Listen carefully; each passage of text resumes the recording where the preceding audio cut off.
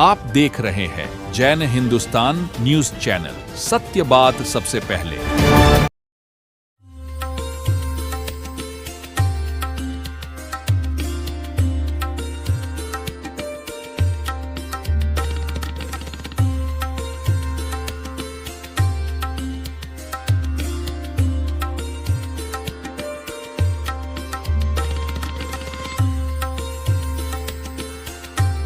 A grand welcome to Shanti Prime, an innovation for incredible lifestyle with modern amenities and facilities for everyone.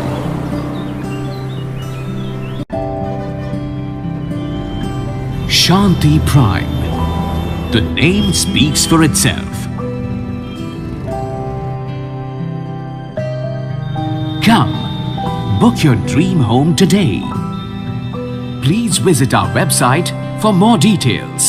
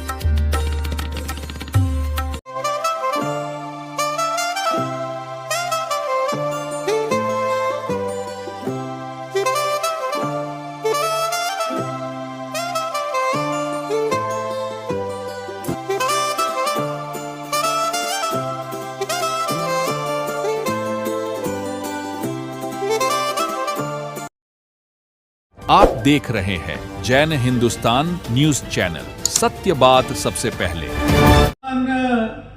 मंगल हो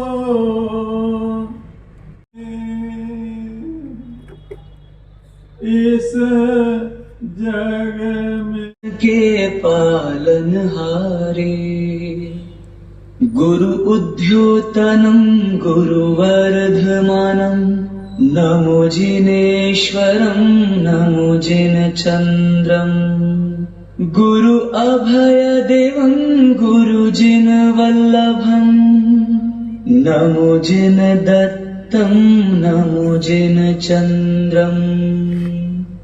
अमावस की पूनम कीनी, चंद्र सूर्य युगकारी, पांच पीर साधे दादा ने, महिमा इनकी न्यारी। ओ बीकानेर में खरतर गच्छ का परचम फिर लहराया, बड़ा उपाशय नाम दिया और साधना मार्ग दिखाया, जैन धर्म का मान बढ़ाया, हो जीवन श्रेष्ठ बनाया। जिन हर्ष सूरी सौभाग्य सूरी, नमो जिन हंसं नमो जिन चंद्रं, जिन कीर्ति सूरी जिन चारित्र सूरी, नमो जिन विजयेन्द्रं नमो जिन चंद्रं।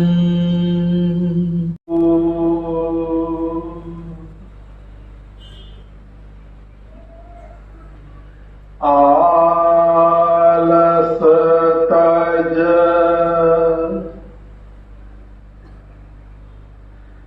मन शांत कर,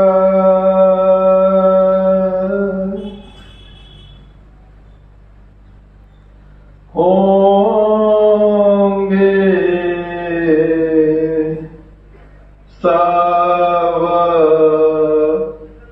दो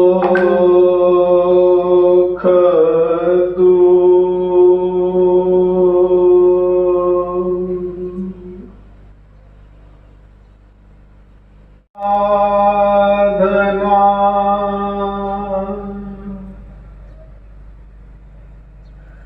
सुख की खान खदान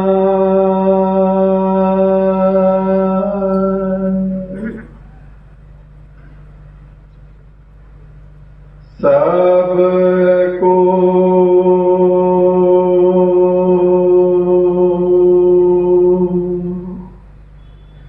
इसका सुख मिले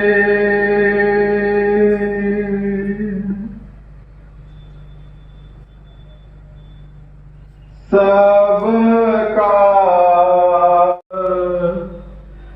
की गांठें खोले मानस निर्मल होए बढ़े प्रेम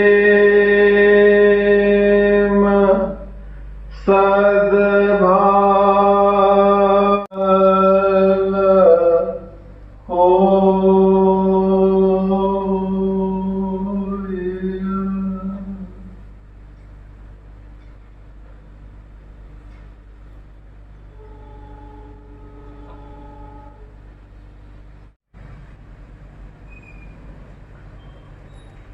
भला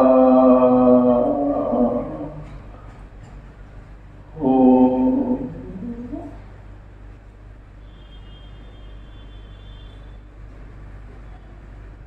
मंगल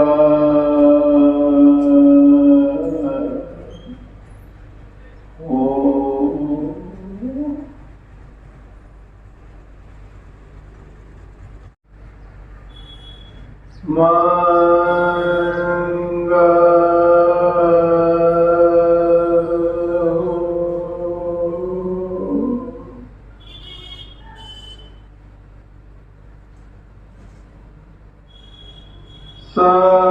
सबका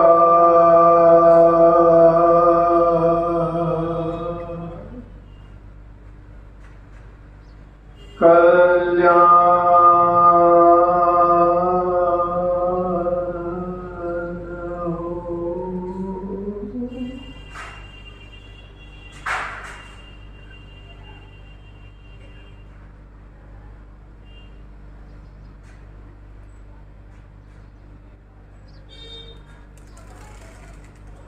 सुखी हो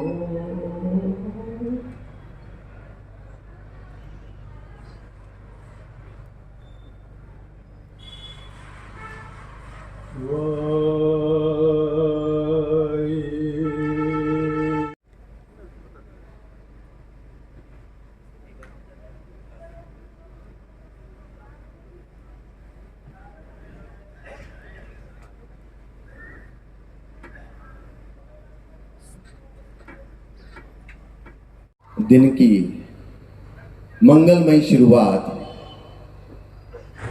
हम सभी ने की साधना के द्वारा, और मेरे कानों में बार बार एक ही पंक्ति गूंज रही है, इस जग में सबका मंगल हो। और देखिए, मंगल की बेला हमारे जीवन में ही नहीं, मौसम में भी भर रही है। बसंत के आगमन की झलक मैं सब और देख पा रहा हूं। आप सबके चेहरे मुझे यहाँ पर खिले हैं। जब हम बात करते हैं बसंत पंचमी की, तो हम याद करते हैं माँ सरस्वती को, और माँ सरस्वती की विशेष कृपा रही है हमारी गौरवशाली यति परंपरा पर। और गौरवशाली यति परंपरा और महिमामयी श्री पूज्य परंपरा ने हमें जीवन में बहुत बहुत कुछ दिया है। मैं उन चुनिंदा सौभाग्यशाली लोगों में हूं जिन्हें उस धरोहर को और पूरी धरोहर को बहुत करीब से देखने का सुअवसर मिला है। और उस धरोहर के दर्शन के बाद मेरे मन में जो उल्लास है, जो आह्लाद है, जो अहोभाव है, उसको बता पाना बहुत बहुत मुश्किल है। लेकिन उस धरोहर के दर्शन के बाद मेरे मन में सबसे पहले कृतज्ञता और उपकार के भाव जागे श्री पूज्य परंपरा के प्रति और हमारे वर्तमान श्री पूज्य श्री जिनचंद्र सूरी जी महाराज साहब के प्रति, जिनकी वजह से ये 1100 साल पुरानी धरोहर आज भी सुरक्षित है, संरक्षित है और अब हम सब तक पहुंच रही है। तो इसलिए मैं सबसे पहले नमन करना चाहूंगा जंगम युग प्रधान वृहद भट्टारक खरतर गच्छाधिपति 1008 जैनाचार्य श्री पूज्य श्री जिनचंद्र सूरी जी महाराज साहब के श्री चरणों में। महाराज साहब, आपकी वजह से हम जीवन में हर दिन नया उपहार पाते हैं। आपकी वजह से हमारे जीवन में जो ये वसंत है वो सचमुच सार्थक है।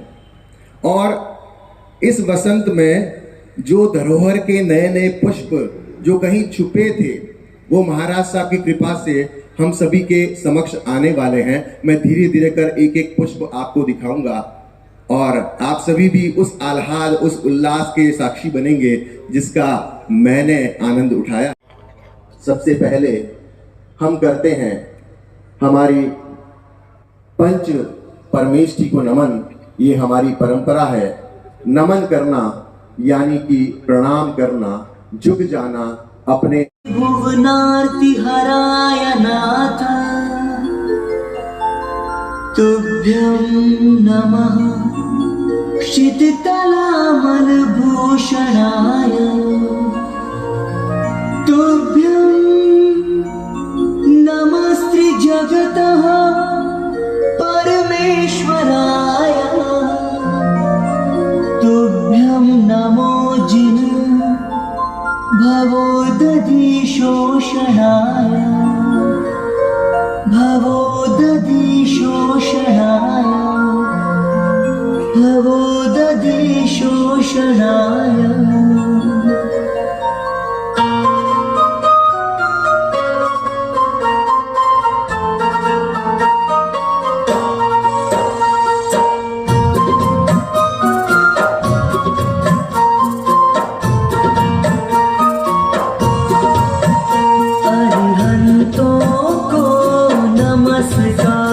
श्री सिद्धों को नमस्कार, आचार्यों को नमस्कार, उपाध्यायों को नमस्कार। जग में जितने साधु गण हैं, जग में जितने साधु गण हैं, मैं सबको अरिहंतों को नमस्कार, श्री सिद्धों को नमस्कार, आचार्यों को नमस्कार, उपाध्यायों को नमस्कार।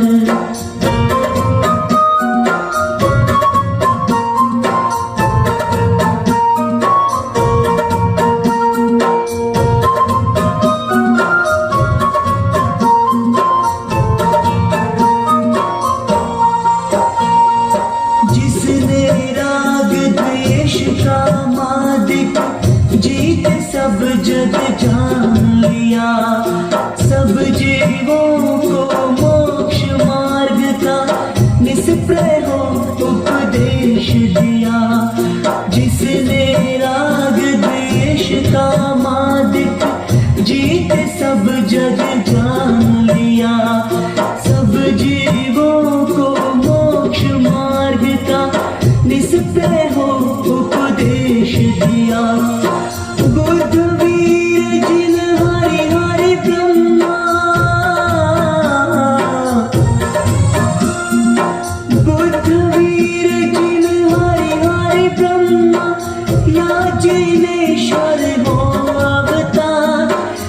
सबके चरण कमल में मेरा वंदन होवे बार बार।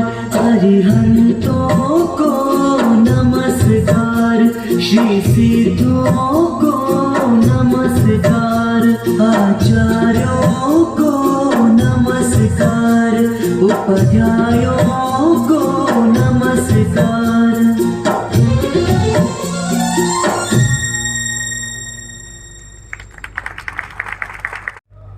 नमस्कार हम सभी ने किया और अब मेरा मन कर रहा है उस स्थान को नमस्कार करने का जिस स्थान पर एक नहीं दो नहीं अनगिनत आचार्य रहे और रहे ही नहीं, अपने जीवन का बहुत सारा समय वहां पर व्यतीत किया।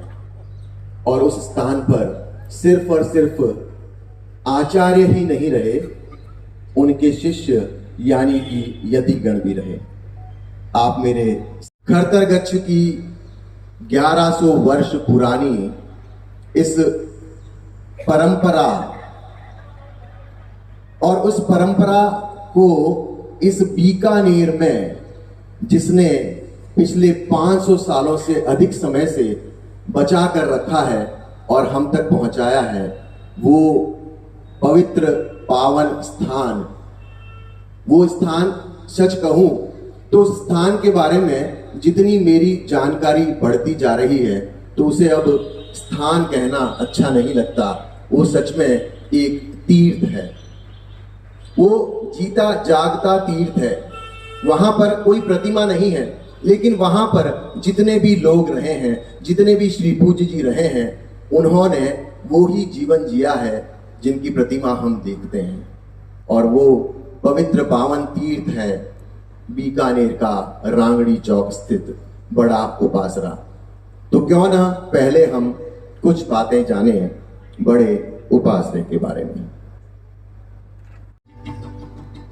समय समय पर धर्म ध्यान को सीखने सिखाने के स्थान बनते रहे हैं, जिन्हें कहा जाता रहा है उपाश्रय अथवा पौषधशाला। उपाश्रय यानी उप धन आश्रय, वो स्थान जहां श्री पूज्यों और यतियों के सानिध्य में अपने स्वयं के समीप आने का कार्य किया जाता है। पौषधशाला, पौषध धन शाला यानी वो स्थान जहां धर्म को पुष्ट किया जाता है, यानी धर्म को अपने जीवन में सुदृढ़ किया जाता है। ऐसा ही एक ऐतिहासिक स्थान है बीकानेर के रांगड़ी चौक में, जिसे बड़ा उपाश्रय के नाम से जाना जाता है। सदियों से बड़ा उपाश्रय न सिर्फ जैन श्रावक समाज बल्कि अन्य आम लोगों में भी अपार श्रद्धा और आस्था रखता है। श्रावक समाज जिस तरह जैन तीर्थंकरों की पूजा करता रहा है, ठीक उसी तरह श्री पूज्यों और यतियों के प्रति आदर रखता रहा है और उनके प्रति श्रद्धा का भाव रखता रहा है।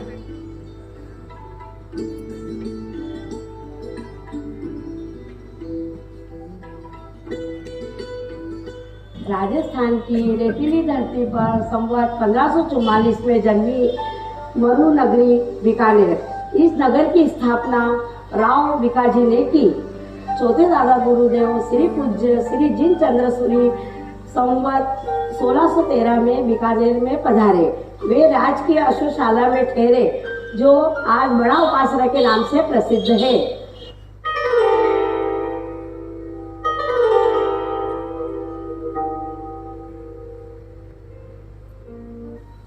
चौथे दादा गुरुदेव श्री जिनचंद्र सूरी जी को जैसलमेर में श्री पूज्य पद की उपाधि दी गई, लेकिन उनका पाठ महोत्सव बीकानेर के बड़ा उपासरा में रखा गया। खतरगंज की स्थापना के बाद श्री पूज्य श्री जिनेश्वर सूरी जी ने पाटन में पाठ की स्थापना की थी। कालांतर में उसे जैसलमेर स्थानांतरित कर दिया गया था। चौथे दादा गुरुदेव के बीकानेर पधारने पर जैसलमेर के ऐतिहासिक पाठ के मूल पायों को बीकानेर बड़ा उपासरा में स्थापित किया गया। इन्हीं प्रतिष्ठित पायों पर बीकानेर बड़ा उपाश्रय में इस पाठ की स्थापना की गई। बीकानेर बड़ा उपाश्रय में इसी पाठ पर चौथे दादा गुरुदेव श्री पूज्य श्री जिनचंद्र सूरी जी महाराज साहब का भव्य पाठोत्सव हुआ। तब से आज तक श्री पूज्य परंपरा बीकानेर बड़ा उपाश्रय में चली आ रही है। चौथे दादा गुरुदेव श्री पूज्य श्री जिनचंद्र सूरी जी महाराज साहब अपने साथ तीसरे दादा गुरुदेव श्री पूज्य श्री जिन कुशल सूरी जी द्वारा लिखा हुआ सूरी मंत्र जैसलमेर से बीकानेर ले आए थे। 13वीं शताब्दी का लिखा हुआ यह सूरी मंत्र तथा सूरी मंत्र की आराधना की संपूर्ण विधि आज भी वर्तमान श्री पूज्य श्री जिनचंद्र सूरी जी के पास इसी बड़ा उपाश्रय में है।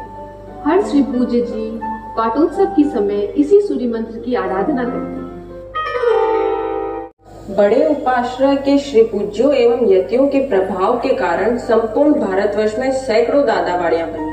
जो पूरे भारत में जब विदेशी शक्तियां हावी थी, तब मांस मदिरा का सेवन करने वालों के बीच बंगाल व अन्य राज्यों का जैन समाज स्वयं को असहाय महसूस कर रहा था।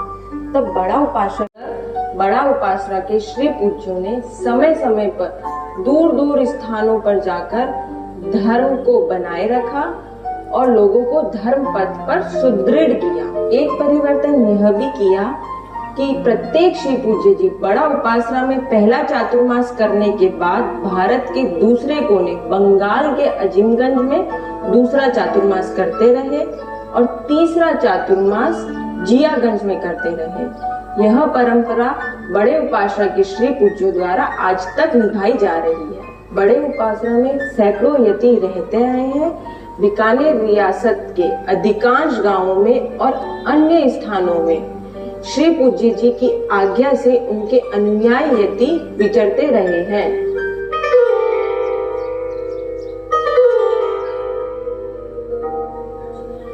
सभी चारों दादा गुरुदेव श्री पूज्य थे। उनके प्रति आज भी संपूर्ण जैन समाज में अगाध श्रद्धा है। खरतरगज के नायक अर्थात गच्छाधिपति सदैव श्री पूज्य रहे हैं। पूजनीय तो अनेक होते हैं, परम पूज्य भी कई होते हैं, परंतु श्री पूज्य सिर्फ वे होते हैं जिनके ऊपर श्री संघ की बागडोर होती है, वे गच्छाधिपति कहलाते हैं। दादा जिनदत्त सूरी अष्टम शताब्दी महोत्सव समिति अजमेर द्वारा प्रकाशित पुस्तक खरतरगच्छ का इतिहास प्रथम खंड में पृष्ठ संख्या 35 एवं 43 में प्रथम दादा गुरुदेव युग प्रधान श्री जिनदत्त सूरी जी को उसी पुस्तक की पृष्ठ संख्या 14 में नवांगी टीकाकार आचार्य अभयदेव सूरी को श्री पूज्य शब्द से संबोधन किया गया है। आचार्य श्री जिनवल्लभ सूरी जी को उसी पुस्तक के पृष्ठ संख्या 29 में, दूसरे दादा गुरुदेव मणिधारी श्री जिनचंद्र सूरी जी को पृष्ठ संख्या 45, 47 और 48 में, आचार्य श्री जिनपति सूरी जी को पृष्ठ संख्या 51, 52, 53, 54, 57, 58, 59, 60, 61, 62, 64, 65, 66, 68, 69, 70, 71, 72, 73, 74, 75, 76, 77, 78, 79, 80, 82, 83, 84, 85, 86, 87, 88, 89, 91, 92, 94, 95, 96, 97, 98, 99, 100, 103, 104, 105, 106 और आचार्य श्री जिनेश्वर सूरी को पृष्ठ संख्या 119 में, आचार्य जिन प्रबोध सूरी को पृष्ठ संख्या 125, 130, 132, 133, 134, 135, 136, 137, 138, 139, 140, 141, 142, 143, 144 और पृष्ठ संख्या 145 और उसी पुस्तक की पृष्ठ संख्या 158 में तीसरे दादा गुरुदेव श्री जिन कुशल सूरी जी को श्री पूज्य जिन कुशल सूरी जी महाराज शब्द से उल्लेख किया गया है। पृष्ठ संख्या 146, 147, 148, 149, 150, 156, 157, 158, 159, 160, 161, 162, 163, 164, 166, 167, 172, 173, 174, 175, 176 में भी दादा गुरुदेव को श्री पूज्य शब्द से संबोधित किया गया है। उसी पुस्तक के पृष्ठ संख्या 131 पर आचार्य श्री जिनचंद्र सूरी जी का संस्तूयमान जगत पूज्य श्री जिनचंद्र सूरी जी से उल्लेख मिलता है। प्रतिक्रमण में भी श्री सेठी तटीनी तटे के खड़तर गच्छ के श्री पूज्यों ने राज विरोध, जन विरोध, श्रेष्ठी विरोध की परवाह न करते हुए सदैव ही अनाचार और राग द्वेष रूपी विकारों की जड़ों पर कुठाराघात किया है। खड़तर गच्छ ने आत्महित और जनहित का मार्ग प्रतिष्ठित रखा है। खड़तर गच्छ के श्री पूज्यों ने जैन धर्म का मार्ग सभी के लिए खोला है और सभी को एक सूत्र में बांध के रखा है। समय समय पर खड़तर गच्छ के श्री पूज्यों द्वारा यति यतिनी धर्म में परिवर्तन, महावीर द्वारा बताए गए इन दशविध यति धर्म का पालन प्रत्येक यति और यतिनी को करना होता है।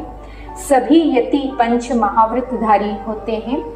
खड़तर गच्छ दीक्षा नंदी सूची पृष्ठ 14 के अनुसार यति के लिए ऋषि, साधु, मुनि, श्रमण, निर्ग्रंथ, मुंड और भिक्षु आदि शब्दों का उपयोग होता आ रहा है। ऐसा इतिहास में तो होता रहा है और वर्तमान में भी इसका स्वरूप विद्यमान। यति धर्म रखने के लिए एक क्रांतिकारी कदम उठाया। आपने 300 यतियों में से 16 यतियों को अपने आज भी चौथे दादा गुरुदेव को अकबर प्रतिबोधक एवं बड़ा उपाश्रय के संस्थापक के रूप में याद किया जाता है। देश भर में जैन धर्म के प्रचार के लिए विहार करते रहने पर भी चौथे दादा गुरुदेव श्री पूज्य जी श्री जिनचंद्र सूरी को बीकानेर के बड़े उपाश्रय से गहन जुड़ाव रहा। सम्राट अकबर बड़े उपाश्रय के बड़ा उपाश्रय के नाम से जाना जाने लगा। समुदाय भी रहा है जो ध्यान साधना के अतिरिक्त ज्योतिष, आयुर्वेद। महाउपाध्याय श्री समय सुंदर जी ने दर्शन, न्याय, काव्य तथा टीकाओं की सैकड़ों कृतियों को लिखा। महाउपाध्याय यति श्री समय सुंदर जी के द्वारा रचित 500 से अधिक भक्ति पर गीत आज भी उपलब्ध है। महोपाध्याय यति श्री समय सुंदर जी ने राजानो ददते सौख्यम इन 8 अक्षरों के वाक्य के 10,22,407 अर्थ किए। बादशाह अकबर ने महोपाध्याय यति श्री समय सुंदर जी के इस ग्रंथ को बड़ी उत्सुकता से देखा एवं सुना। विद्वान मंडली की प्रशंसा के बीच महोपाध्याय यति श्री समय सुंदर जी का बहुमान किया और इस ग्रंथ की प्रतियां बनवाकर लोगों में इसके प्रचार की व्यवस्था की।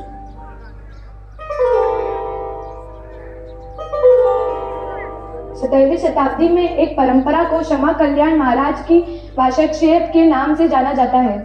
इस परंपरा का प्रारंभ क्षमा कल्याण जी महाराज से माना जाता है। क्षमा कल्याण जी बड़े उपाश्रय बीकानेर के ही योग्य यति वाले थे। इनके दादा गुरु उपाध्याय प्रीति सागर गणी बड़ा उपाश्रय के श्री पूज्य श्री जिन भक्ति सूरी जी के शिष्य थे। इनके गुरु अमृत धर्म गणी बड़े उपाश्रय के श्री पूज्य श्री जिनलाभ सूरी जी से दीक्षित हुए। श्री पूज्य श्री जिनलाभ सूरी जी ने ही अमृत धर्म गणी को वाचनाचार्य पद से विभूषित किया। ठीक इसी तरह संवत 1816 में श्री क्षमा कल्याण जी ने श्री पूज्य जी श्री जिनलाभ सूरी जी के हाथों यति दीक्षा ग्रहण की। संवत 1855 में श्री पूज्य श्री जिनचंद्र सूरी जी ने आपको वाचक पद दिया। बड़ा उपाश्रय के श्री पूज्य बड़े उपाध्याय से जुड़े यतिगण बहुमुखी प्रतिभा के धनी रहे हैं। ऐसे ही थे वह उपाध्याय प्राणाचार्य श्री रामलाल जी। आप शास्त्रों के अतिरिक्त आयुर्वेद के भी अच्छे ज्ञाता थे। नारी वेद के रूप में यति जी की बहुत प्रतिष्ठा रही है। यति रामलाल जी ने यतियों की एकता और उन्नयन के लिए तत्कालीन श्री पूज्य श्री चारित्र सूरी जी के सानिध्य में आकर कई कार्य किए हैं। संवत 1991 में बीकानेर में संपन्न श्री राजपूताना प्रांतीय प्रथम यति सम्मेलन इसका जीता जागता उदाहरण है। किंतु यति दिव्य आशीर्वाद से पूर्ण की है। जब जब दादा गुरु की पूजा होती रहेगी तब तब बड़े उपासक यति राम रिद्धि सार जी को श्रावक समाज याद करता रहेगा। यति जतनलाल जी का जन्म बीकानेर में हुआ और बाल्यकाल की शिक्षा दीक्षा आपकी बड़े उपाश्रय में हुई। बड़ा उपाश्रय विराजित श्री पूज्य श्री जिन विजयन सूरी जी महाराज साहब को यति जतनलाल जी के प्रति अटूट विश्वास था। उन्होंने अपने उत्तराधिकारी का निर्णय लिया। निर्णय लेने के लिए यति श्री जतनलाल जी, यति श्री चंपालाल जी, यति श्री बालचंद जी, यति श्री जयकरण जी, यति श्री नेमीचंद जी, यति श्री प्यारेलाल जी, यति श्री प्यारचंद जी और यति श्री टिकमचंद जी पर जिम्मेदारी डाली। इन यतियों ने श्री पूज्य श्री जिन विजयन सूरी जी महाराज साहब के संकेतानुसार इस निर्णय के क्रियान्वयन की संपूर्ण जिम्मेदारी यति जतनलाल जी को दी। यति जतनलाल जी वर्तमान श्री पूज्य जिन चंद्र सूरी जी महाराज साहब को बाल्यकाल में शिक्षा दी और साधना के मार्ग में आगे बढ़ाया। इतना ही नहीं, मात्र 17 वर्ष की अल्प आयु में आपको श्री पूज्य पद भी यति जी द्वारा ही दिया गया।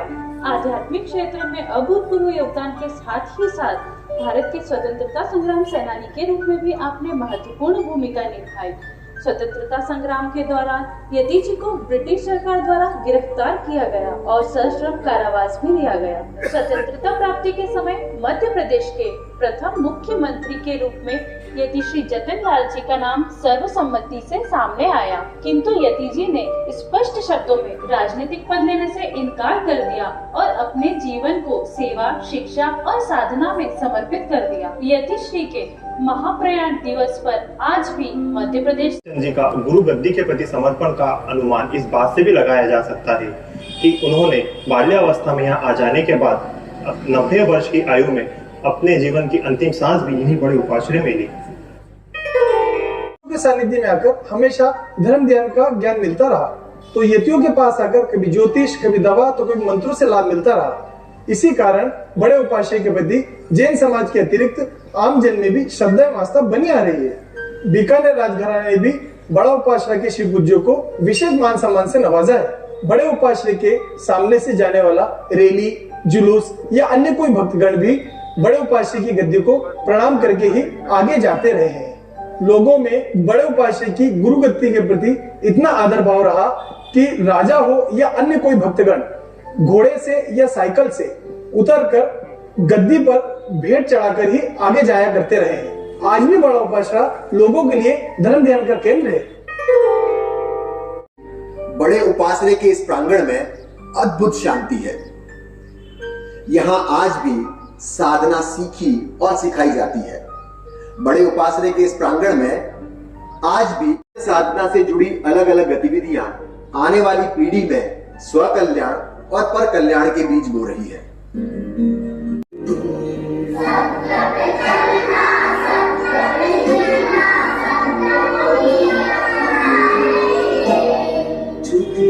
कड़वी छोटी बातें मन में कभी ना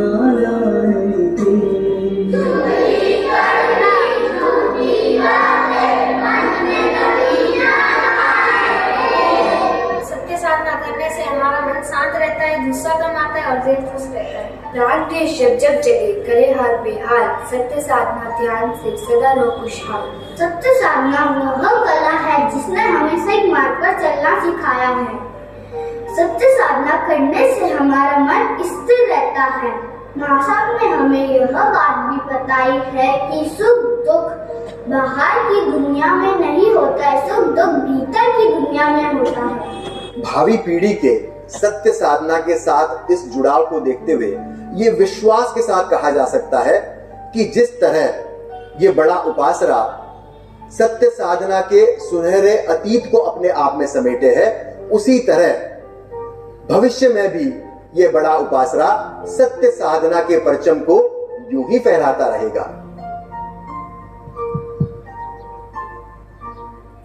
कार्यक्रम की शुरुआत में समकी प्रभा जी महाराज साहब हमें जीवन के किस पहलू से अवगत करवा रहे हैं। मेरे बहुत श्रद्धा और विनम्रता के साथ आग्रह। चारों दादा गुरुदेव के चरण कमलों में वंदन करते हुए श्री पूज्य परंपरा के समस्त श्री पूज्यों को, आचार्यों को नमन कर रहे हैं। वर्तमान खड़तर गच्छाधिपति जैनाचार्य 1008 श्री पूज्य जी श्री जिनचंद्र सूरी जी महाराज साहेब, जिन्होंने हमारे भीतर एक उत्साह जगाया है, जिन्होंने हमें अंतर दृष्टि प्रदान करी है, ऐसे हम सभी के हृदय सम्राट के चरण कमलों में हम सभी का नमन और वंदन है। भावी श्री पूज्य जी यति श्री अमृत सुंदर जी महाराज साहेब, यति श्री सुमति सुंदर जी महाराज साहेब और आर्या श्री मुक्ति प्रभा श्री जी महाराज साहेब और आप सभी की दिव्य आत्माओं को हृदय से प्रणाम है, प्रणाम है। जब उत्सव महाराज साहब का हो रहा है, जब महोत्सव 52वां पाटोत्सव महाराज साहब का हो रहा है, तो बात भी महाराज साहब की ही करनी होगी कि महाराज साहब ने हमें जीवन में क्या दिया है। मुझे ही नहीं, हम सबको दिया है। तो आज मैं आपको ये बताना चाहूंगी कि महाराज साहब से हमने क्या क्या सीखा है। तो सबसे पहले तो हमने महाराज साहब से खुलकर मुस्कुराना सीखा है। देखिए, जब महाराज साहब के पास नहीं आए थे तब हमारी लाइफ कैसी थी, कैसी मरी मुरझाई सी हमारी लाइफ थी। और जब हम महाराज साहब से, निश्चित रूप से कोई भी व्यक्ति जब महाराज साहब से पहली बार ही मिलता है तो महाराज साहब से वो कुछ लेकर जाए या नहीं जाए, लेकिन मुस्कुराना तो 100% वो लेकर जाता है। जैसे आप अभी मुस्कुरा दिए, ऐसे ही जब भी पहली बार कोई व्यक्ति महाराज साहब के पास आता है तो महाराज साहब उसे उपहार के रूप में मुस्कुराना सिखा देते हैं। और महाराज साहब ने हमें हमेशा सेवा करना सिखाया है। सेवा तो हम विश्व में, पूरे जगत में अलग अलग स्थानों पर करते ही रहते हैं, लेकिन वास्तविक सेवा क्या होती है, सेवा कैसे दी जाती है और सेवा करते समय हमारे मन में भाव कैसे होने चाहिए, सेवा का सच्चा स्वरूप क्या है, ये हमको महाराज साहब ने सिखाया है। तीसरी बात हमको महाराज साहब ने सिखाई है, रूठे हुए को मनाना।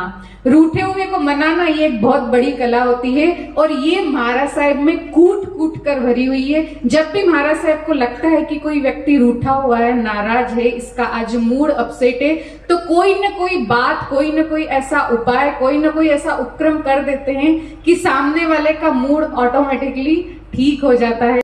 लेकिन महाराज साहब की एक ये विशेषता है, महाराज साहब में एक ऐसी क्वालिटी है कि कैंपस में भी यदि किसी को महाराज साहब देख लेंगे कि आज ये नाराज है, इसका मूड ठीक नहीं है, तो पूरी जी जान लगा देंगे और कभी तो बस महाराज साहब के मिलते ही उस सामने वाले का मूड ठीक हो जाता है। तो रूठे हुए को मनाना, ये कला जो किसी में नहीं पाई जाती, ये कला हमने महाराज साहब से सीखी है।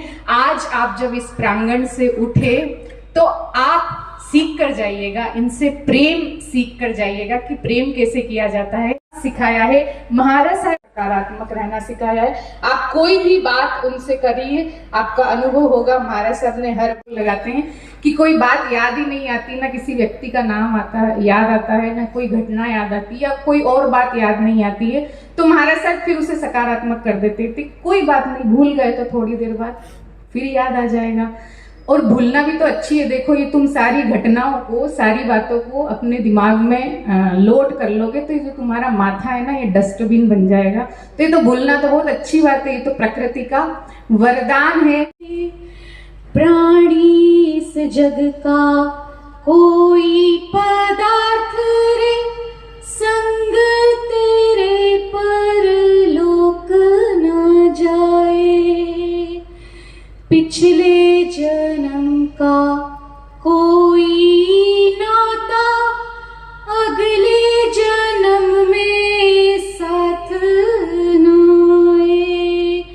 पिछले जन्म का कोई नाता, अगले जन्म में याद न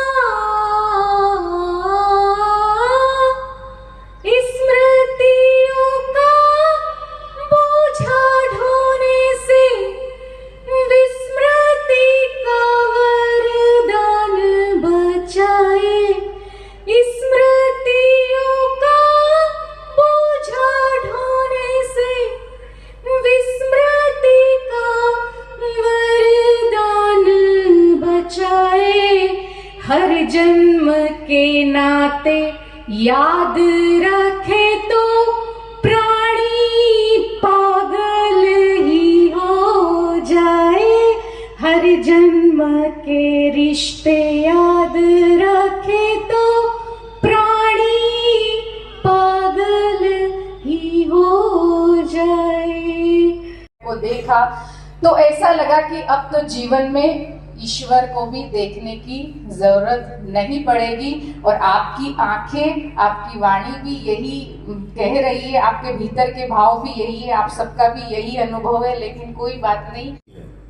तो वो पुष्प अपनी सारी पत्तियों को खोल देता है और खिलखिला उठता है।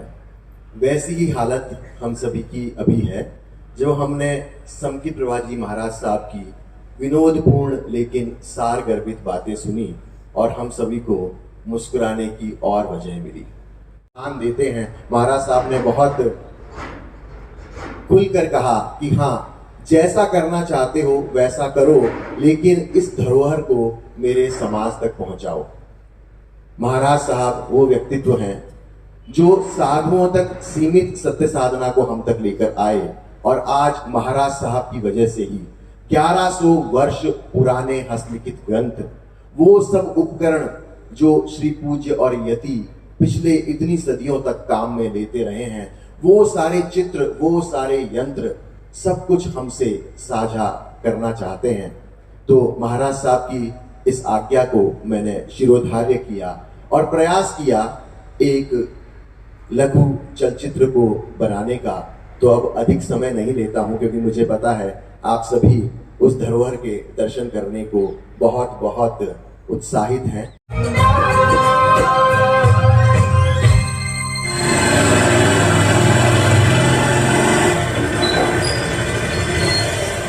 संजू, ओ संजू, संजू गंजू। अरे भाई, तुझे कितनी बार कहा है, कभी तो मेरा नाम सही से ले लिया कर। ओके संजीदा मैडम जी। और भाई, मैं कोई गंजो वंजो नहीं हो रही हूँ। देख मेरे बाल कितने लंबे हैं। लंबे तो है, लेकिन अभी से झड़ने लगे हैं, तभी तो तू दिन रात ब्यूटी टिप्स ढूंढती रहती है नेट पर। ओहो, तुम आजकल के बच्चे भी पर्सनल ग्रूमिंग और ब्यूटी टिप्स इन्हीं में उलझे रहते हो। देखो ना मासी, इसमें बिल्कुल भी संस्कार नहीं है। ऐसा नहीं कि भाई आया है तो उसका अभिनंदन करे। अरे अभिनंदन बेटा, इसे छोड़, मैं करती हूँ तेरा अभिनंदन। प्रणाम मासी। अरे ओ मासी के संस्कारी पुत्र, मैं लैपटॉप खोल रही हूँ, जल्दी आ जाओ ऊपर रूम में। पर्सनल ग्रूमिंग की वेबिनार स्टार्ट होने वाली है। असली पर्सनल ग्रूमिंग तो तभी होगी जब तुम दोनों अंदर से खूबसूरत होगे। और वो कैसे हो सकता है? अपने मन को सुंदर बनाकर। और वो कैसे होगा? जैन दर्शन से। ये कोई आपके जमाने की ग्रूमिंग टिप्स है क्या? वैसे भी मैं बहुत स्मार्ट दिखता हूँ, मुझे क्या जरूरत है ग्रूमिंग टिप्स की? अरे ओ हवाई घोड़े, जमीन पर आजा। जैन दर्शन वो ग्रूमिंग टिप्स है जो कल भी काम आते थे, आज भी काम आ रहे हैं और आगे भी काम आते रहेंगे। You mean timeless? अरे टाइमलेस नहीं, टाइम हो रहा है। 10 मिनट में मेरी वेबिनार स्टार्ट होने वाली है। और मुझे तो जैसे मासी ने बोला है वैसे जैन दर्शन के बारे में जानना है, और वो भी अभी। पर उसमें मेरे 99 रुपीज लगे हुए हैं। तू कहाँ अभी से 99 के फेर में पड़ गई? तू तेरा लैपटॉप नीचे लिया। आज तो मासी हमें गाइड करेगी और हम जैन दर्शन के बारे में सर्च करेंगे। नहीं, अभी तुम मेरे साथ ऊपर चलो, मेरे रॉयल रूम में। चलो।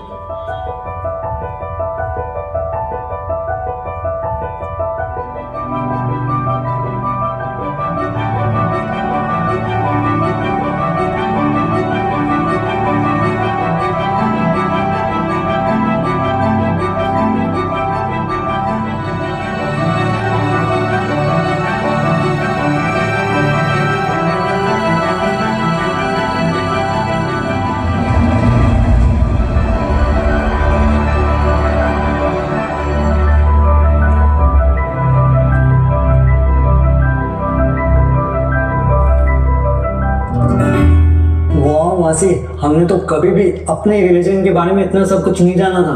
देख, मैंने तो जाना भी है और पढ़ा भी है। तू ये अपनी इंजीनियरिंग की पढ़ाई कर रहा था। आहा, तो जानकर कौन से झंडे गाड़ लिए मैडम? और देख, मैंने इतना सब कुछ जाना है ना, तो मैं ये सब बुक के फॉर्म में लिखूंगा यूथ के लिए, और वो भी इंटरेस्टिंग बनाकर। हाँ, हाँ, सब देखा है तेरा इंटरेस्ट कोडिंग के उफान की तरह है। एक बार उठेगा और उतनी जल्दी खत्म भी हो जाएगा। ए संजू गंजू, तू अभिनंदन को चैलेंज मत कर। सुना ना, वो देख, मैं अभी वेबिनार ढूंढता हूँ जो कि हमें घर बैठे सिखाएगा कि बुक कैसे पब्लिश की जाए। प्रख्यात सर, मुझे तो विश्वास ही नहीं हो रहा है कि बुक पब्लिश करना इतना आसान हो सकता है। आज से 10-12 दिन पहले तो हम ऐसा सोच भी नहीं सकते थे। हाँ प्रख्यात सर, ऐसा लगता है जैसे हमने कल ही तो आपकी वेबिनार अटेंड की थी और अब तो आपके प्राइवेट क्लासेस लेते हुए भी हमें कितना टाइम हो गया है और अपनी बुक पब्लिश करने के लिए आपसे रोज नए नए टिप्स मिले हैं सर। तो आज की टिप ध्यान से सुनो। किताब लिखना बहुत बड़ी यात्रा है और इस यात्रा की शुरुआत होती है सही रिसर्च से। प्रख्यात सर की बात में दम तो है, हमें भी और रिसर्च करनी चाहिए। मुझे तो ये जानने की इच्छा होती है कि जैन फिलोसफी कहाँ से है। मासी, क्या कोई पुरानी किताबें कहीं से हमें मिल सकती हैं?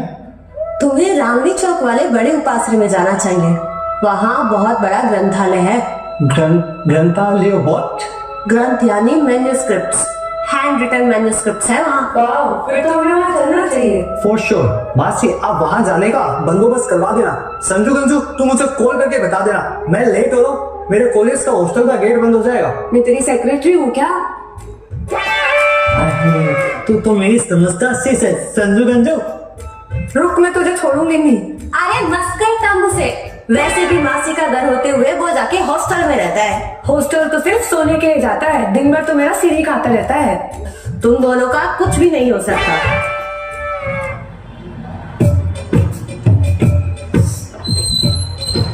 और लेट लगती, टाइम देखा है?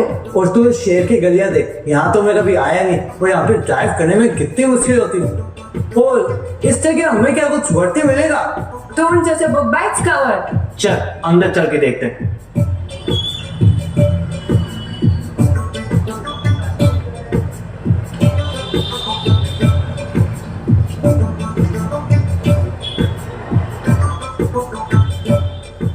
नमस्ते। यहाँ जो ग्रंथालय है उसके बारे में पता करने। रसम के अंदर है, आप चले गई।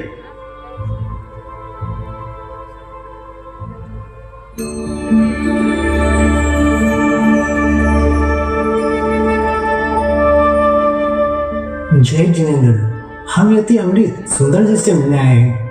हाँ कहिए, मैं ही हूँ। क्या जानना चाहते हैं आप? हम यहाँ जो ग्रंथालय है इसके बारे में सब कुछ जानना चाहते हैं। ग्रंथालय के बारे में सब कुछ जानने में तो आप दोनों के कई जन्म निकल जाएंगे। घबराओ मत, मैं तो ऐसा इसलिए कह रहा हूँ क्योंकि ये जो ग्रंथालय है उसके संरक्षण में हमारी श्री पूज्य जी महाराज साहब लगभग 40 से 50 सालों से लगे हुए हैं और यहाँ लगभग 10,000 से भी ज्यादा हैंड रिटन या क्या कहते हैं हस्तलिखित ग्रंथ हैं। तो इनका आर पार जान पाना आसान काम नहीं है। फिर तो हमारी समझने की कोशिश करना ही बेकार है। चुप रहना भाई। महाराज साहब, आप तो बस हमें हमारी कुछ छोटी मोटी सी क्वेरीज है उनके जवाब दे दीजिए। हाँ हाँ, आइए बैठिए। हाँ पूछो। ये ग्रंथालय कब बना और किसने बनाया? ग्रंथालय कब बना इसकी सही तारीख बता पाना तो मुश्किल है, पर यह 500 साल पुराना बड़ा उपासरा जो है ये 1100 साल पुरानी खरतरगज की परंपरा का संवाहक है। यहाँ जो भी यति और श्री पूज्य जी हुए हैं वही हमेशा ही ग्रंथों को लिखने, उन्हें संभालने और उन्हें लोगों तक पहुंचाने में ही लगे रहे हैं। और क्या कहते हैं, इसमें यति हित वल्लभ जी गणी का बड़ा योगदान है। यानी यति हित वल्लभ जी ने ये ग्रंथालय बनाया? ऐसा नहीं कह सकते कि उन्होंने बनाया, पर उन्होंने कई अनमोल ग्रंथों को इकट्ठा करते हुए इस वृहद ज्ञान भंडार को ये रूप दिया। और यहाँ कई अलग अलग जगहों से, अलग अलग लोगों से इकट्ठा करे हुए ग्रंथ हैं और इन ग्रंथों के नाम भी अलग अलग हैं, जैसे अमरचंद ग्रंथ भंडार, अबीर चंद ग्रंथ भंडार, रामचंद ग्रंथ भंडार, महिमा भक्ति ग्रंथ भंडार, दान सागर ग्रंथ भंडार, वर्धमान ग्रंथ भंडार और क्या कहते हैं जिन हर्ष सूरी ग्रंथ भंडार। क्या इन ग्रंथों में जैन आगम की बातें लिखी है? मुख्य रूप से तो जैन आगम की बातें और उन्हीं के सिद्धांत हैं, और साथ ही साहित्य, व्याकरण, गणित, भाषा, नीति, दर्शन, अर्थशास्त्र, इतिहास, सामुद्रिक शास्त्र और न जाने कितने कितने विषयों के बारे में भी लिखा गया है। क्या हम इन्हें देख सकते हैं? वैसे तो इन ग्रंथों को बहुत सुरक्षा के साथ लेप में और कपड़ों में बांध कर रखा गया है, लेकिन हमारे श्री पूज्य जी महाराज साहब वर्षों से इन्हें स्कैन करवाने में लगे हुए हैं। मतलब हम इनकी सॉफ्ट कॉपीज देख सकते हैं? हाँ, वो हो सकता है, पर यहाँ अभी कोई कंप्यूटर नहीं है। ठीक है, हम कल आते हैं। कल? पर अभी हम थोड़ा और जानते हैं ना भाई। जय जिनेंद्र, हम कल लैपटॉप लेकर आएंगे, तभी तो कुछ देख पाएंगे। वंदना महाराज।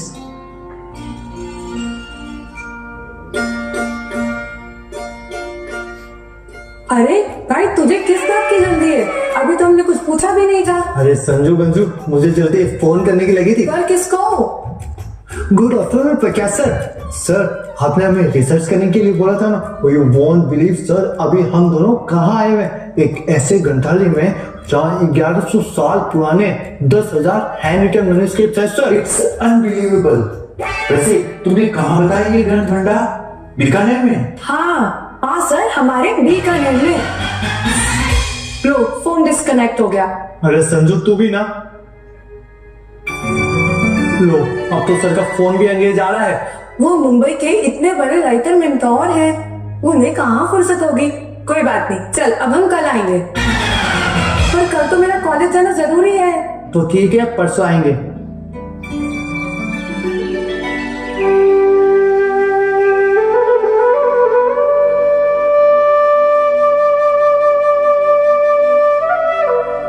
अब भैया ये क्या? ये 40 रुपए की है। हाँ मम्मी, हाँ मुझे पता है मम्मी, शाम के 5 बज गए हैं। मैं कॉलेज से निकल ही गई हूँ, बस सब्जी लेकर आ ही रही हूँ। तो घर आ जल्दी, तेरे लिए सरप्राइज है। सरप्राइज? माँ से कहाँ हो आप? माँ से अरे संजू गंजू, तो अभी तक आए नहीं क्या कॉलेज से? पर क्या सर की क्लास शुरू होने वाली है? तो चलो शुरू करते हैं क्लास। ये क्या है? ये कैसे हो सकता है? ये कोई होलोग्राम है क्या? सर, ये थे शत्रुंजय आप sir. Oh my God sir, what a surprise. कल जब अभिनंदन ने मुझे कॉल करके यहाँ के ग्रंथालय के बारे में बताया, तो मैं खुद को रोक नहीं पाया और मुंबई से दिल्ली और दिल्ली से बीकानेर की फ्लाइट पकड़कर 24 आवर्स में तुम दोनों के सामने। बाप रे बाप, ऐसा क्या है उस ग्रंथालय में जो आपको चुंबक की तरह यहाँ खींच रहा है? वो तो जब तुम दोनों मुझे वहां लेकर जाओगे तभी मैं बताऊंगा। यति अमृत सुंदर जी, मेरी पूरी लाइफ बुक्स में ही गुजरी है। दुनिया भर की न जाने कितनी ही किताबें पढ़ चुका हूं, कितनी ही किताबें लिख चुका हूं और कितनी ही कितनों को लिखवा भी चुका हूं, लेकिन आपके ये ग्रंथालय के ग्रंथ गीता, कुरान, बाइबल जैसे ही पवित्र हैं और इन्हें लिखा भी तो यति मुनियों ने है, वो भी यही कहीं आसपास बैठकर। तो आप इस जगह और यतियों के बारे में जानते हैं? कल से अब तक पूरे रास्ते में फ्लाइट पर मैं यही सर्च कर रहा था। यति परंपरा के बारे में यूएस के स्कॉलर एरिक ने कुछ पेपर्स भी मुझे मिले। मैं हूं तो बहुत छोटा सा लेखक, पर क्या मैं इन महान ग्रंथों के दर्शन कर सकता हूं? वैसे तो इन ग्रंथों को जितना कम खोला जाए उतना ही अच्छा है, लेकिन आप मुझे सुपात्र लग रहे हैं, तो चलिए मैं आपको दिखाता हूं।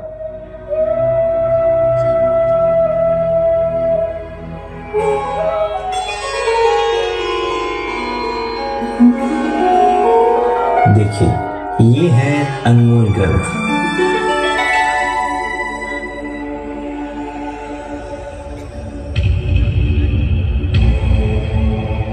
हमारे श्री पूज्य जी महाराज साहब को इनके रखरखाव और संभाल की बहुत परवाह रहती है, इसीलिए उन्होंने इन्हें दीमक आदि से बचाने के लिए सारी लकड़ी की पुरानी अलमारियां हटाकर ये लोहे की अलमारियां लगवा दी।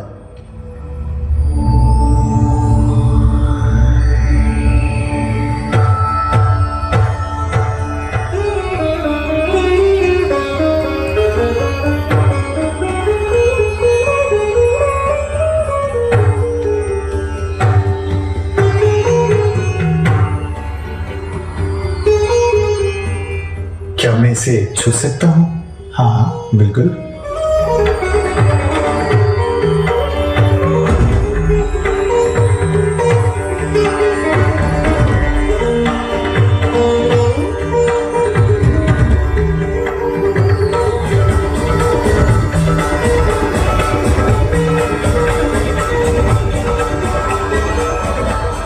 ये हैंड रिटन है, कितना बराबर लिखा है, ऐसा लग रहा है जैसे प्रिंटेड हो। और उस वक्त तो ये स्केल या क्या कहते हैं कुटपट्टी वगैरह का भी इस्तेमाल नहीं होता था। हाँ, वो जिस स्याही से लिखे गए हैं वो हाथों से बनाई जाती थी। कैसे? चीड़ के पेड़ों और दीपक तेलों की कालिक को मिलाकर। जैसे मेरी दादी माँ एक दीपक जलाकर उसके ऊपर डोसा ढककर काजल बनाते थे वैसे। हाँ, बिल्कुल वैसे ही। ये पेज कुछ पीले पड़ गए से लगते हैं। आजकल के पेज पीले पड़ जाते हैं, पुराने दिखने लगते हैं। इन 400 से 500 साल पुराने पेजों का कुछ नहीं बिगड़ता, ये ऐसे ही दिखते हैं। इस ग्रंथालय में कुछ ग्रंथ तो 16वीं सदी पुराने हैं, कुछ 15वीं सदी पुराने हैं और यहाँ तक कि कुछ 14वीं सदी पुरानी ग्रंथ भी हैं। 500-600 साल पुराने। और ये पेपर देखो कितना बारीक लिखा हुआ है। वाह महाराजा, आप हमें ग्रंथों की सॉफ्ट कॉपीज दिखाने वाले थे ना? हाँ, तो निकालो अपना लैपटॉप।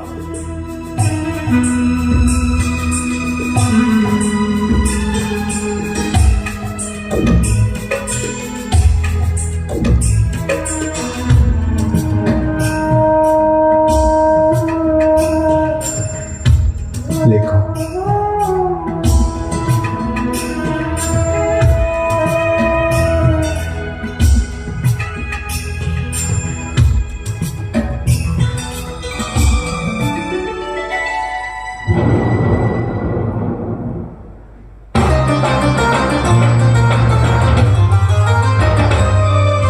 अक्षर अक्षर में बसा है अनुभव जीवन सा, अक्षर अक्षर में बसा है अनुभव जीवन सा, इसके आदि अंत का पाए न कोई पार। ज्ञान भंडार, ज्ञान भंडार,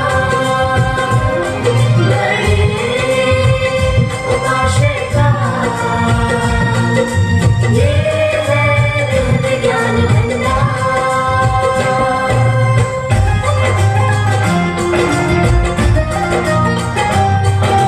जैन आगम न्याय धर्म नीति और दर्शन, आयुर्वेद भाषा ज्योतिष तंत्र मंत्र व्याकरण।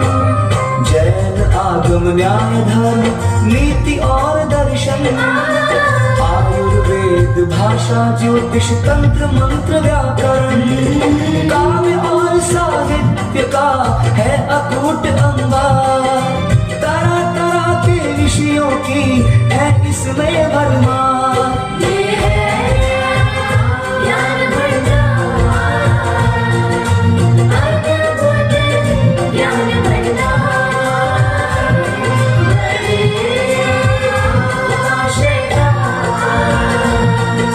ये है ज्ञान भंडार।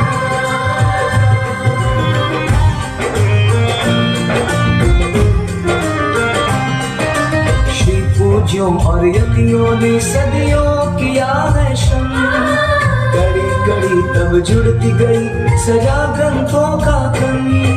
श्री पूज्यों और यतियों ने सदियों किया है श्रम, कड़ी कड़ी तब जुड़ती गई सजा ग्रंथों का क्रम।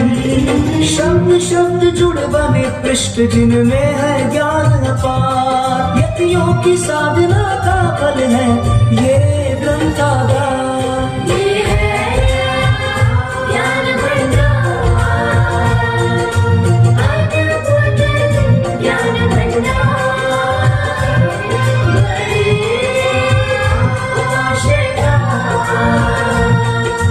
ये है ज्ञान भंडार।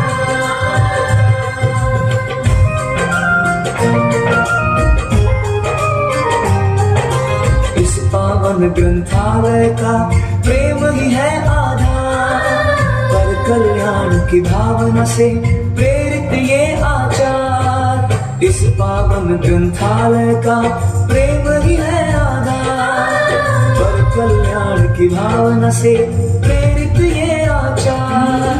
प्रेम भावना स्नेह जगाए जोड़ दिलों के तार, जन जन की सेवा को समर्पित इसके उच्च विचार। ये है ज्ञान भंडार,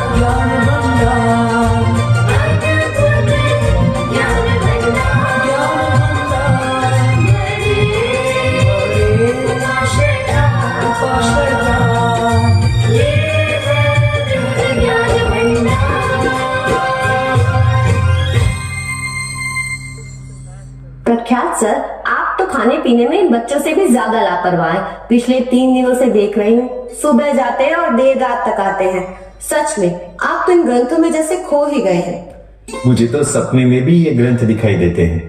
यति अमृत सुंदर जी कहते हैं कि श्री पूज्य जी महाराज साहब का बहुत बड़ा सपना है कि इन सारे ग्रंथों को संजो कर रखे और आम लोगों तक पहुंचाया जाए। सही बात है, महाराज साहब सब बांटने और सब सार्वजनिक करने में लगे हैं, चाहे वो सत्य साधना हो, चाहे सदियों पुरानी धरोहर। मैं तो सोच के भी परेशान हूँ कि इतने सारे ग्रंथों को स्कैन करने में कितनी मेहनत लगी होगी। स्कैन करने में कितनी ही देर लगी होगी? अच्छा, तो फिर सोचो कि तुम्हारे पास एक स्कैनर मशीन है और लैपटॉप, अब करो स्कैन। सोचने की जरूरत नहीं है, हम कॉलेज में काफी बार स्कैन करते हैं, कम से कम 1 मिनट तो लग ही जाता है। तो फिर सोचो कि 10,000 ग्रंथों के हजारों पन्नों को स्कैन करने में कितना समय लगा होगा। हाँ, बरसों बरस तो लग ही गए होंगे। सच में महाराज साहब जिस धरोहर के दर्शन हमें करवा रहे हैं, उनमें लगभग उनके 40 सालों की मेहनत लगी है। It takes lot of courage. सच में ये तो एवरेस्ट चढ़ने जितना मुश्किल काम है। प्रख्यात सर, अमृत सुंदर जी महाराज साहब ने मुझे बताया था कि हैंड रिटन मैन्युस्क्रिप्ट्स की फोटोकॉपीज नाल लाइब्रेरी में अवेलेबल है। Then we must visit there too. जय जिनेंद्र। जय जिनेंद्र। आप लोग के लिए लाइब्रेरी खुली है।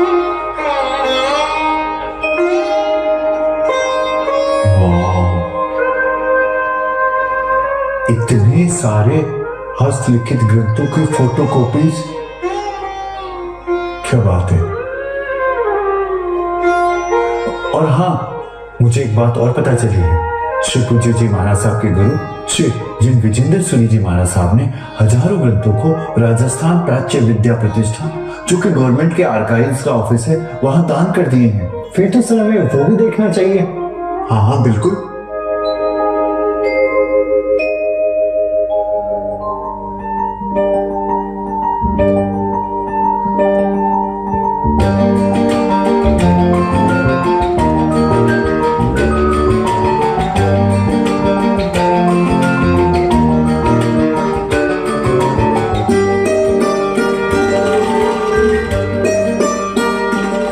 सन 1962 में राजस्थान प्राच्य विद्या प्रतिष्ठान बीकानेर में महाराज जिन विजेंद्र सूरी जी के सत प्रयासों से ही बहुत से करीब 4700 से ज्यादा की संख्या के पांडुलिपि और ग्रंथ दान स्वरूप प्राप्त किए गए थे। इन ग्रंथों के बाद महाराज साहब के देने के पश्चात और भी यतियों ने अपनी बहुत सी ऐसे ग्रंथ संस्थान को दान किए और जो आज भी हमारे द्वारा सुरक्षित रखे गए हैं। क्या बात है, फिर तो हमारे यहाँ आना सफल हो गया। अरे प्रख्यात सर, आइए, मैं आपका ही इंतजार कर रहा था। प्रणाम। कोई खास बात? आज आपके लिए कई सारी खास बातें हैं। उनमें से सबसे पहली खास बात, इनसे मिलिए। ये है राजकुमार जी। ये आचार्य श्री कैलाश सागर सूरी ज्ञान मंदिर कोबा गुजरात से हैं और इनकी टीम जो है वो कई सालों से इन ग्रंथालय में जो ग्रंथ हैं उनके संरक्षण में हमारी मदद कर रही है। राजकुमार जी, कैसे सुरक्षित रखते हैं आप ऐसे ग्रंथों को? ये देखिए, ये एक पुराना ग्रंथ है। पुराने घरों के अंदर इसको टांग के ऊपर रखा जाता था। वहां पर बारिश होने के कारण पानी जो है गिरता था, तो इन शाही में गोंद होने के कारण यह एक दूसरे से चिपक जाता था। अब इन्हें ठीक कैसे करेंगे? ऐसे चिपके हुए ग्रंथ को गीले अखबारों में लपेट के रखते हैं। नमी इन ग्रंथों के पन्ने के अंदर पहुंचती है और धीरे धीरे खुलने लगते हैं। पेचुला से इन पन्नों को धीरे धीरे से अलग करते हैं। इससे भी नहीं हो तो एथेनॉल जैसे केमिकल का उपयोग भी कर लेते हैं। खुलने के बाद में जो उसके अंदर मट्टी वगैरह होती है उसको ब्रश से क्लीन करते हैं। फिर खुलने पर मिट्टी, कीड़े आदि होने के से ब्रश से साफ करते हैं। और जिन ग्रंथों में टूट फूट हो जाती है उन्हें DDT कर देते हैं। हाँ, टूटे हुए टुकड़ों को GSM पेपर से चिपकाते हैं। हाँ, अगर पन्ना ज्यादा खराब स्थिति में हो तो दोनों तरफ 3 या 5 GSM का जापानीज टिश्यू पेपर लगाते हैं। इसे लाइनिंग कहते हैं। CMC पाउडर का पेस्ट बना करके जापानीज टिश्यू पेपर पे लगाते हैं। ऐसा करने से पन्ने की उम्र 300 वर्ष बढ़ जाती है। ये काम आप जैसे एक्सपर्ट ही कर सकते हैं। और ये देखिए, ये जो पोटली है इसके अंदर जो केमिकल रखा गया है उसका इस्तेमाल ग्रंथों में दोबारा से कोई दीमक या कीड़ा आदि ना लग जाए उसके लिए किया जाता है। इन ग्रंथों को संभाल कर रखना सचमुच टेढ़ी खीर है। जी, अब मैं आपको बताता हूँ यहाँ ग्रंथालय में हमने और क्या क्या संभाल के रख रखा है। यहाँ भी कई सारे छोटे मोटे सामान हैं जिनका इस्तेमाल इस उपाश्रय में रहने वाले सैकड़ों यति और श्री पूज्य जी किया करते थे। औसम। यहाँ 64 फीट लंबा 250 साल पुराना विनती पत्र भी है। इसी बीकानेर संघ ने अजीम मन में विराज रहे श्री पूज्य जी श्री जिन सौभाग्य सूर्य जी को विनती के लिए भेजा था।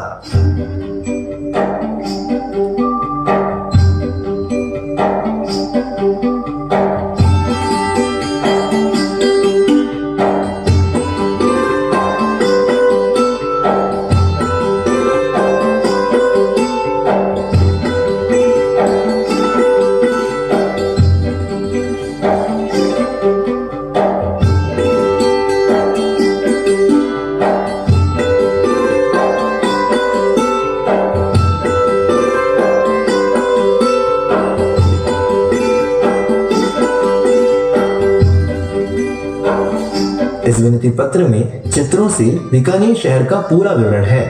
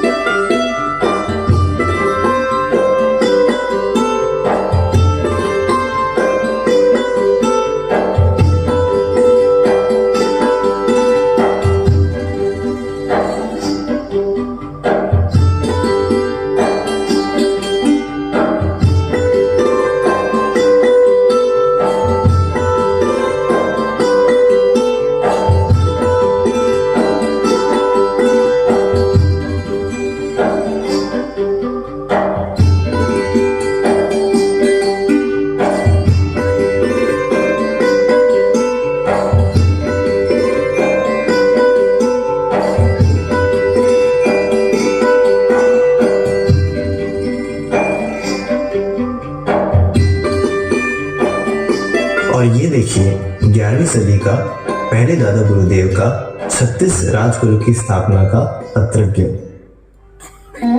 मन भाव विभोर हो गया है। इस बृहद ज्ञान भंडार के बारे में लिखने का मन कर रहा है।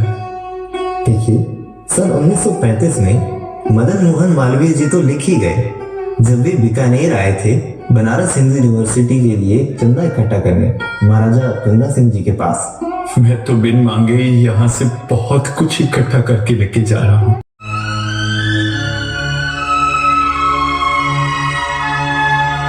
मैंने कर रखा था। हम आजकल के लोग अपने लुक को लेकर कितना कंसर्न रहते हैं, और एक वो हमारे यति मुनि जो दिन रात हमारे लिए आयुर्वेद, ज्योतिष और शास्त्र की रचना किया करते थे, लगे रहते थे। क्या उनके बाल नहीं उड़ते थे? क्या वो दिन रात लोगों की भलाई करते करते थकते नहीं थे? क्या उन्हें लगता नहीं था कि वो कैसे दिख रहे हैं, कैसे लग रहे हैं? किस मिट्टी के बने थे वो लोग? और एक हम लोग दिन रात नाम और पैसे के पीछे भागते रहते हैं। मैं लोगों को बुक पब्लिकेशन के गुर सिखाता हूं, पर उन्हें पहले एडवांस में पैसा लेकर फिर उन्हें क्लासेस देता हूं, जैसा कि तुम लोगों को भी दे रहा हूं। क्या उन लोगों को, हमारे यति मुनियों को कौन पे करता था? वो दिन रात समाज के उत्थान के लिए लगे रहते थे। आज के समय में बुक्स को पब्लिश करना बहुत आसान है, बस चुटकी का काम है। लेकिन उस समय कितना मुश्किल था। पहले पेड़ों की छालों को भिगोकर, फिर उनको कूटकर, उनकी लुगदी बनाकर, उनको सुखाकर, फिर एक एक पेपर बनाया जाता था। और तुम्हें पता है, जो शाही उस समय इस्तेमाल की जाती थी, उसके लिए फूल, पौधे और रंग बिरंगे पत्थरों के पीस कर अलग अलग कलर की पेंटिंग्स बनाई जाती थी। आज के समय में हम कंप्यूटर पर कुछ भी स्केच कर सकते हैं और फिर मिटा भी सकते हैं, फिर नया बना लेंगे।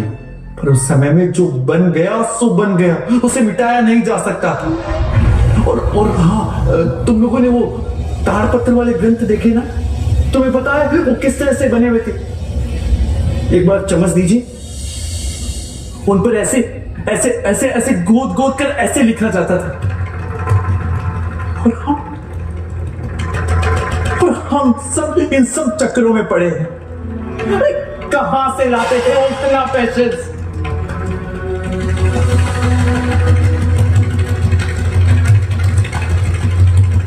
बच्चों, मैंने तुम्हें जो सिखाया है उससे 100 गुना ज्यादा तुम लोगों की वजह से मुझे सीखने का मौका मिला। जीना हो तो दूसरों के लिए जियो, यतीमुनियों के जैसे जियो। क्या तुम लोग मेरा एक फेवर करोगे? सर, आप हमें शर्मिंदा क्यों कर रहे हैं? बोलिए ना। Anything for you sir. क्या मैं जैनिज्म पर तुम्हारी बुक को ऑथर कर सकता हूं? घबराओ मत, मेन ऑथर तुम ही रहोगे। व्हाट सर, आप हमारी बुक को ऑथर करेंगे सर? वाह सर, अगर आप हमारी बुक को ऑथर करेंगे तो हमारी बुक बेस्ट सेलर हो जाएगी sir. And the credit for our best seller book goes to मासी। अगर मासी हमें बड़े उपाय से नहीं बेचती तो आज ये दिन कभी नहीं आता। वाह सर, बताए तुम लोगों की ये बड़ी बड़ी होर्डिंग लगेगी, क्या पोस्टर लगेंगे। अरे वाह, तुम दोनों स्टार बन जाओगे। प्रेम भावना स्नेह जगाए जोड़ दिलों के तार, जन जन की सेवा को समर्पित इसके उच्च विचार। ये है ज्ञान भंडार।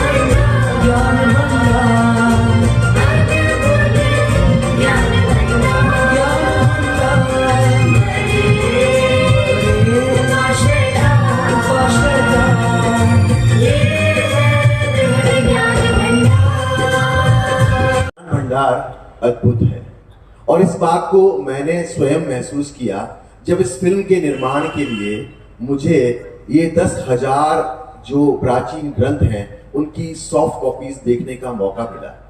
और उन 7 या 8 दिन में मैं नाल में था और मैं सुबह बैठता था, मेरा शरीर थक जाता था, रात की 3, साढ़े 3, 4 बज जाती थी, पर मेरा मन नहीं मानता था। मेरा मन कहता था मैं देखूं, एक एक पृष्ठ को देखूं, सबको देखूं।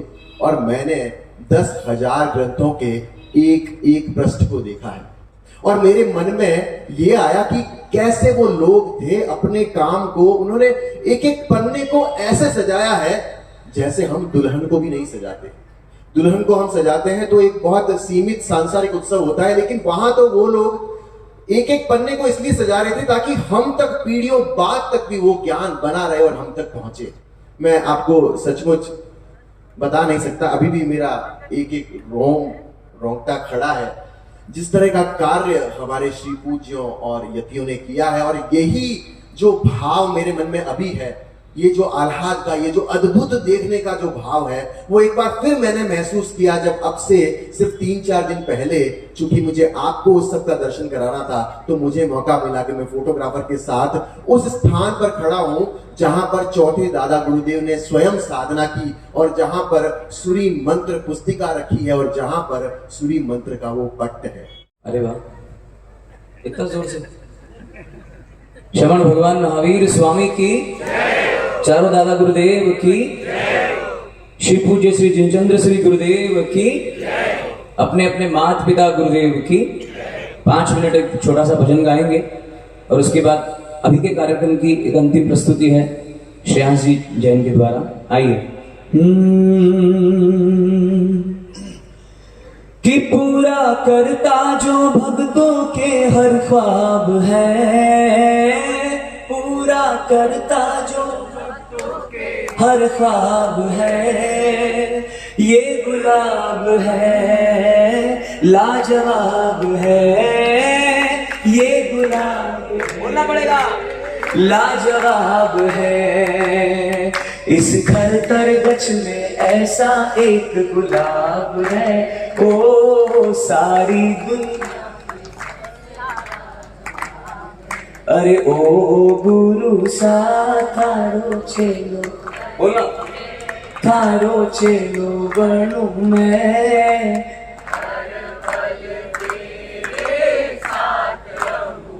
एक बार और। अरे हर पल तेरे हाँ गुरुवर तुमसे मिलने का सत्संग ही बहाना हो, जब भी तुम बुलाओगे हमें दौड़े चले। अपने जीवन की बात करूं पूज्य गुरुदेव, मेरे जीवन पे कितने एहसान है। 2 लाइनें कहूंगा, शाम को भक्ति है। हाँ प्यार इतना दिया तूने, प्यार इतना दिया तूने, भुलाया जा नहीं सकता तेरे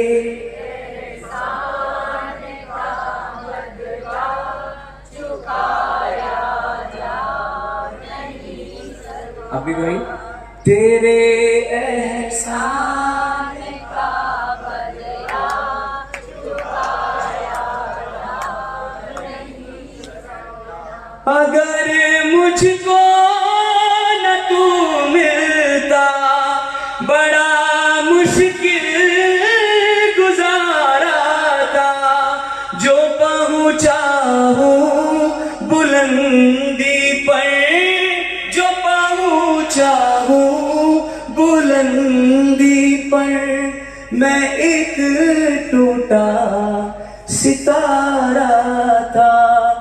तुझे दुनिया की दौलत से तुलाया जा नहीं सकता। प्यार इतना दिया तूने, भुलाया जा नहीं सकता तेरे एहसान का बदला चुकाया जा नहीं। गुरुदेवा बोलो जय गुरुदेवा, गुरु चरणों की कर लो से बोलो जय गुरुदेवा, बोलो जय गुरुदेवा। अरे गुरु चरणों की कर लो सेवा, जय गुरुदेवा बोलो जय गुरुदेवा, जय गुरुदेवा बोलो जय गुरुदेवा। गुरु चरणों की गुरुदेवा बोलो जय गुरुदेवा, गुरु चरणों की कर लो सेवा। धर्म के प्रकाश, ध्यान योग की ताकत, गुरुवर के हाथों में है यतियों की विरासत। जैसलमेर की पावन माटी, श्री पूज्यों की महिमा गाती, दादा श्री जिनचंद्र की गादी जयकारी। चंद्र गुरु की शोभा भारी, शरणे आते नर और नारी, धर्म चक्र है गुरु उपकारी जयकारी। गुरु गादी की महिमा भारी, कष्ट निवारक मंगलकारी, गुरुदेव मेरे गुणधारी जयकारी।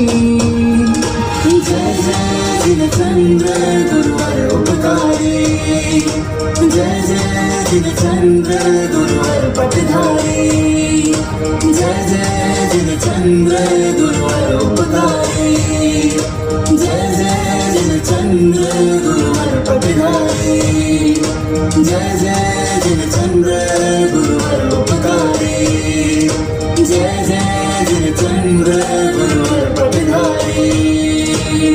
हरि हरि छाया जन जन में है आनंद छाया, आओ सब मिल ध्यान करेंगे, गुरुवर का गुणगान करेंगे, सद्गुरुवर का दर्शन करके अपना जीवन धन्य करेंगे। जय जय जिनचंद्र गुरुवर उपकारी, जय जय जिनचंद्र गुरुवर पटधारी, जय जय जिनचंद्र गुरुवर उपकारी, जय जय जिनचंद्र गुरुवर पटधारी।